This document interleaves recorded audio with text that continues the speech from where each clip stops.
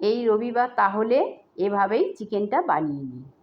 আমার রান্নার ভিডিও পেতে আমার চ্যানেলটিকে অবশ্যই সাবস্ক্রাইব করবেন। চিকেন ধুয়ে পরিষ্কার করে আদা রসুন পেস্ট, নুন, গোলমরিচের গুঁড়ো আর অল্প একটু লেবুর রস দিয়ে ম্যারিনেট করে রেখে দিলাম। এখানে একটা মশলা করব, জিরে, ধনে, শুকনো লঙ্কা, তেজপাতা, লবঙ্গ, দারচিনি, ছোটো এলাচ, বড় এলাচ, স্টার অ্যানিস, ওটা আমি ভেজে গুঁড়ো করে নিলাম। এবার কড়াতে সাদা তেল দিয়ে পেঁয়াজটা আমি ভেজে নিলাম। পেঁয়াজটা একটু ভাজার পরে আমি ম্যারিনেট করা চিকেনগুলো দিয়ে চিকেনটাও ভেজে নিলাম। এরপরে যে মশলাটা আমি ভেজে গুঁড়ো করেছি সেটা আমি এর মধ্যে দিয়ে আবারও ভালো করে আমি এটা কষিয়ে নিলাম। তারপর টক দই আমি ফেটিয়ে এর মধ্যে দিয়ে কষিয়ে নিলাম।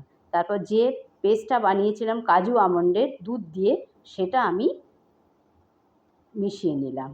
অল্প একটু দুধ দিয়ে দিলাম, দিয়ে আমি ঢাকা দিয়ে এটা আমি সেদ্ধ হতে দেবো।